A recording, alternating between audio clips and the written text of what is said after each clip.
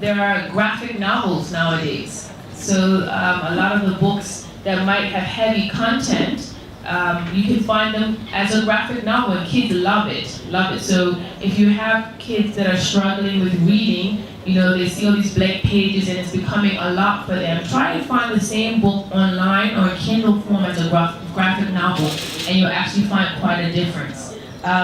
Did you want to respond to the question? No, thank you for the tip also. There's also, I think, low-high books. I don't know if they're available here that I've heard, where they're actually for high schools for teens, but they're actually at a lower level. So for those teens that actually find it difficult to read, you know, so I'm not sure if they're available on the libraries, but they can be found. And you know, another thing for the librarians to find those, source them, and have them. So that when the teens struggle, it's not a really thick book that they're reading, but it's thick enough for them to feel that they're reading a big book. Exactly. I do know that the U.S. Embassy has a library. I have not been there, but I heard that that you can get a membership there. There used to be a really lovely library. It was owned by the Baptists. It was over on Beaker Road. I believe they closed down. So I don't know if someone else took that up or not. If anyone else knows any other places, please let me know. Another option is becoming a friend of a school. And some schools are keen on this and some schools are not. But you would find, you know, you might contact Roslyn or ISK or any school in your area and say, look, we're homeschoolers. We'd love to talk about if there's a possibility that we can become members at your library. And some schools may be keen on that. So that's another idea, just kind of joining in with another school. And that's what we've done. There's a school that allows us to borrow books since there's not much access to libraries here. The other idea is to make sure that you download an Audible or download a Kindle app, the free Kindle app on your computer, and you can purchase books immediately, $2, anywhere from like $1 all the way to $20, depending on, you know, how huge the book is. Then you can do that immediately with your credit card or with PayPal from Kenya now. We purchase books on Amazon that way, so digital books. And basically whatever you find, or most things, not everything, but whatever you find in hard copy or whatever you like, you can usually find a digital version and have that on your child's computer or their phone or tablet or something like that. Yes, as a teacher, actually some of these things that I'm speaking about for parents, you can modify it for your class in small bits. So for instance, you only have an hour or 45 minutes, so you might not be able to spend the whole hour dancing to a poem. What I always do, I always begin my class with writing prompts. So there's different books that you can get that are really interesting. There's so many different ones that have creative writing prompts. And what that does, that starts to stimulate their mind to get ready for the reading by also increasing their writing. And for the writing prompts, I don't really grade them so much. I want them to share, to become bold, to be able to share. So it could be something as simple as, you know, sharing that Yankee Doodle went to town. I think we know this is a nursery rhyme for little kids, but even for teenagers, when you ask the question, I want you to think of this for yourself. Why did Yankee Doodle go to town? No answer is wrong. I want you to write a paragraph on why you think that is. Can anyone tell me what they want to think right now? It's actually a hard question, right? It's harder than you think. When you do that, what happens, those kids start to make stories. Some will get inspired and want to continue the project at home. And they start to share. So already you're having stuff that they can read and share with the class. Then you have a particular text you need them to get through. But you have definitions as well that you need them to learn. If there are verbs that are definitions, and you say, that depending on the grade, what do you think it means to grasp? And maybe they're in class 4, they're like, we don't know. And then you do, now tell me what you think it means. Immediately they know what that means. You can do that with even more significant and higher level vocabulary words. They start to understand the meaning by the action. And then you start to tell them, okay, everyone, when you say this word, I want you to use, and the definition, I want you to do this action.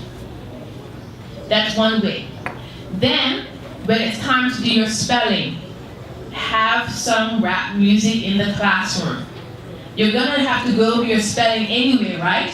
So turn on the music and let them try and spell to the rhythm. It's actually harder because spelling to a rhythm requires timing. It can't be like, what was the next letter? You have to be on the time. And you want to get to a point in your classroom where you don't stop. If they stop, then it's wrong. So these are tips you can do that because you're on the clock. Have that rap music in your classroom, maybe on your phone, maybe a small Bluetooth speaker if you can. If you can't, maybe just something that's portable if your school has it. If not, just use your phone and have the kids gather around your desk. So acting out a portion of the reading text. You'll be reading anyway. So let them read, and then guys, for this paragraph, I want to give you 2 minutes to get into groups, and I want you to act it out. Some of the words you don't know, but I want you to take your best guess. Now, what is a good thing about giving kids a chance to guess? It starts to let them understand that every answer, there's not just a wrong and a right answer. There's not just that. There are other possibilities. What does that do for the kid's brain? For the kid's brain, that starts to open up their awareness to critical and creative thinking. To know that it's not just wrong or right, but I can start to think of possibilities beyond the written text. Because that is what we need nowadays. Our school system is geared to the Industrial Revolution time. There's a bell, there's a grade, there's a way that we have to look and sit and be. That's all to prepare people to work in the factories. Any of us work in the factories, nobody here does that. Most of us don't work in a factory anymore. And even if we do, it's not the same as over 100 years ago. The jobs nowadays need our kids to be critical thinkers, to be creative. And what do I mean by creative? Creative doesn't necessarily mean, just being able to paint a picture. It means how can you solve a real world problem? So when you give kids the opportunity to say, to take your best guess, it allows them to develop critical thinking that will also enhance the reading and writing process. There's an activity that I do where I ask the kids to rewrite a known fairy tale. This is another tip you can do. We all know the fairy tales. You can also do the same with cultural stories from Kenya. But how can you rewrite them in a modern way? I've had students, rewrite the fairy tales where Cinderella's there, and now the prince says, you know what, I'm gay. And he runs off with Cinderella's brother. Now, why is that important? Because fairy tales and cultural stories tell us how to be. We like to pretend that they're just stories, but they're really not. Sorry about that. I'm live on Facebook, so my phone is here. As women, we find out that marriage is not going to be like Cinderella. We have a conniption, but it was just a story. No, it's not. The stories we hear and the stories we write help our lives and allow us to make different choices. So by giving kids different options, they're actually able to think of different possibilities, not just in the job, but also for their lives. Who is the main character? Who is beautiful? What does the beautiful person look like? What does the villain look like? If we go by Disney, most of us are X'd out. I don't have blonde hair and blue eyes. I can't be the beautiful person. Maybe the villain, maybe the ugly stepsister. But when we are able to think of other possibilities, we can rewrite the fairy tales and give our kids more possibilities. So that's another tip. There's so many, but let's go on. There's so many other questions I give. We're running out of time. Well, I'd also like to give a tip. I think those are excellent. First of all, we need to agree that reading is the aim. So whether they read from a hard copy or whether they read from, an iPad, it's just reading. But the tip I'd like to give, just like what you said, is that some of the teens are reluctant readers and maybe they're a little bit behind, than their other friends. So maybe what you need to do is whatever fun, because the first thing is that we're competing against TV programs for the same books and maybe video games. So how do you make that book interesting? So for example, this is one of the books aiming for the summit, right? And say it's a school book. It's about people with albinism. So just like Joanne said, how would you start off to maybe pique their interest? What would give them interest about this book? So before actually starting the book, I would say, is, to talk about people with albinism, maybe the problems that they have or whatever, and then make them, I don't know whether you have book clubs, the book club format, where you can actually bring into the classroom where everybody reads and then you discuss one chapter. So instead of the children, even if they rush through and finish reading the whole book, right? You as a teacher say, okay, fine, we're going to discuss just the first chapter, and then you discuss, the social, problems around it, words, making them fun, maybe a game using the different words, mix match. So you try to bring in the fun aspect just for that one chapter, right? And then maybe ask them to do like what she said, write a paragraph of what you think, even if the students have read it.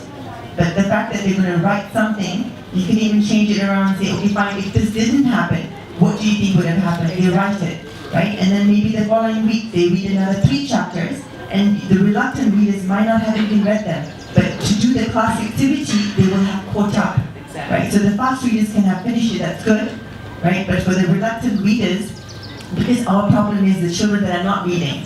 The children that are reading are good, but the children that are not reading are our problems. And what are we gonna do to them to compete with TV and obviously if we can get parents, I don't know how much parents are involved in the schools. As teachers, when you have the parent-teacher meeting, ask the parents to be involved. Cut down TV time if they can. I don't know whether they're allowed to watch TV Monday to Friday. Don't allow them. Have them, give them a book. Have a day a week to, so change around. If the teachers and parents can work around that, I think it will make a good team. Is getting deeper into the reading comprehension questions. If we're teachers, does anyone know the Bloom's taxonomy? Anyone? We did that when we were in teaching school. Remember that pyramid and the stages of learning? Now, what's at the bottom? Anyone remember? No, not exactly. As far as learning. Oh, it's recall. Literacy. Recall. Memory is the lowest form of learning. And at the top, anyone remember what the top was? Creativity, creating. So memory is the lowest form of learning. If I say the sky is blue, and then I come back and say the sky is? The sky is? All right, you got it, you passed the exam. Not exactly, but that's what we do in school. After we memorize, now we must analyze, now we must start to sort, now we must criticize, and we go up and up the scale until we're able to create a new product from the information that we've learned. That is the end goal of learning. So, how do we get there when you only have an hour and you have these 30 students? Or 40 or 50 or even sometimes 80. Well, you make sure that your reading comprehension questions touch on all of those stages. Jimmy went to the store. Jimmy went to the blank and it's the right store. As a teacher, you have the ability to look for resources because there's so many out there that take the learning to the next level. Please compare and contrast Jimmy and Sarah or Kamal and Fatima and why they did this or this. These types of questions go deeper. Draw a Venn diagram that demonstrates the similarities and differences between these 2 scenes that the character was in, and so on. Now create your own version of the story. I don't have all the time in the world, I have 3 minutes. Create your own version of the story. What would a possibility be different? How could it have ended differently? Now you're getting to the points where you need to be. So always in your reading comprehension questions, and also in your exams, and also in your essays, make sure you are getting and asking the students to go deeper into the text that way. And in that way, you will, even if you don't have as much time for movement and games and all these different types of interesting things that I've mentioned, in that way, you are creating deeper readers and also encouraging a love for learning. And those who don't do homework, because they don't really want to read, will want to join into the discussion. So they're going to want to talk, which means they're going to need to prepare themselves, and they're going to want to do it a bit more. So you start off having those discussions in class. What does it mean to analyze, to criticize, to evaluate? And then afterwards, they're able to do it at home for homework as well. Make some time for discussion. I've got to run off to my next thing, so I'm going to let you finish.